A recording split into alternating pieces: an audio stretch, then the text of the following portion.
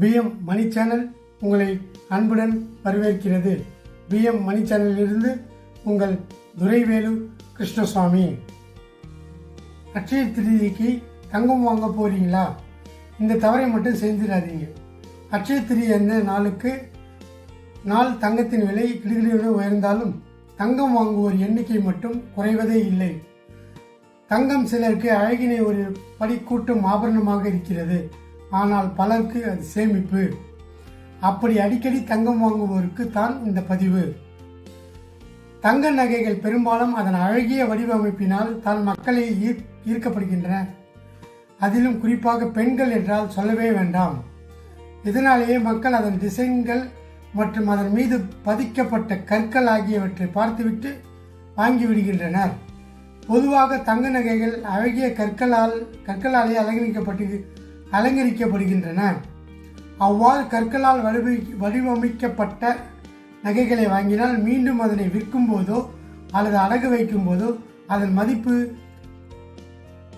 பதிக்கப்பட்ட கற்களுக்கு மதிப்பு பூஜ்ஜியமாகும். அதாவது அந்த கற்களுக்கு மதிப்பு கிடையாது. இதனை நகை வாங்கும் போது வாடிக்கையாளர்களுக்கு சில நகைக்கடை உரிமையாளர்கள் கூறிவிடுவர். ஆனால் பலர் தங்களின் லாபத்தை கருத்தில் கொண்டு அவ்வாறு செய்ய மாட்டார்கள். எனவே தங்க நகை வாங்கும் நீங்கள் இதனை கருத்தில் கொண்டு செயல்பட வேண்டும். தங்க நகைகள் வாங்கும்போது சில முக்கியமான விஷயங்களை கடைபிடிக்க வேண்டும்.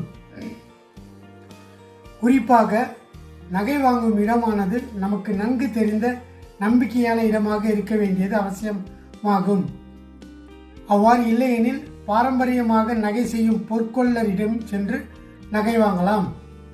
மேலும் வண்ண கற்கள் பதித்த நகைகளை வாங்குவதை தவிர்த்துவிட்டு கற்கள் இல்லாத சாதாரணமாக வடிவமைக்கப்பட்ட உள்ள நகைகளை வாங்குவதில் பொதுமக்கள் தங்கள் ஈடுபடுத்திக் கொள்ள வேண்டும்.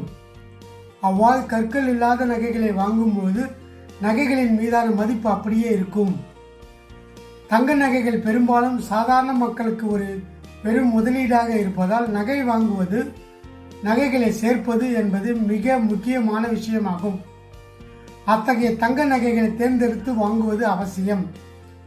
அதோடு மட்டுமில்லாமல் சேதாரம் குறைவாக உள்ள தங்க நகைகளை வாங்க வேண்டும். நகையின் தரம் தங்கத்தில் கேரட் மதிப்பில் எவ்வளவு உள்ளது என கவனித்து வாங்க வேண்டும். 1 கிராம் தங்கத்தின் விலை இவ்வளவு என்று, 1 சவரன் தங்கத்தின் விலை இவ்வளவு என்றும் தெளிவாக தெரிந்து கொண்டு நகையை வாங்க சென்றாலும் நகையின் விலையில் இருந்து சேதாரம் செய்கூலி என்று சொல்லி அதிகப்படியான பணத்தை நம்மிடமிருந்து பெற்றுக்கொண்டுதான் நகையை நம்மிடம் விற்கின்றனர். இதேபோல் இல்லாமல் சேதாரம் செய்கூலி இல்லாமல் அல்லது சேதாரம் செய்கூலி குறைவாக உள்ள நகை கடையில் சென்று நகை வாங்குவது நல்லது. மேலும் நாம் வாங்குவது ஹால்மார்க் தங்க நகை தானா என்று உறுதி செய்து கொள்வது இன்னும் நல்லதாகும். ஏனெனில் நாம் வாங்கும்போது இருந்த தங்கத்தின் மதிப்பு நாம் விற்கும்போது அல்லது அடகு வைக்கும்போது இருப்பதில்லை. இவ்வாறு திகழும் பிரச்சனைகளை சரி செய்வதற்கு நகை வாங்கும்போது மேற்கூறிய அனைத்து விஷயங்களையும் கவனத்தில் வைத்துக்கொண்டு நகைகளை வாங்க வேண்டும். இதுபோன்ற விஷயங்களை பற்றி தெரிந்து கொள்ள, இன்வெஸ்ட்மெண்ட், முதலீடு, சேமிப்பு போன்ற விஷயங்களை பற்றி தெரிந்து கொள்ள நமது பிஎம் மணி சேனலை சப்ஸ்கிரைப் செய்வோம். கூடவே ஆல் பட்டனையும் ப்ரெஸ் பண்ணிக்கோங்க. அப்போ தான் நாங்கள் போடுற வீடியோக்குள்ள ஒன்று உங்களுக்கு நோட்டிஃபிகேஷன் வரும்.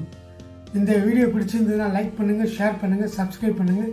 மீண்டும் அடுத்த பதிவில் சந்திக்கும் வரை உங்கள் துரைவேலு கிருஷ்ணசுவாமி. நன்றி, வணக்கம்.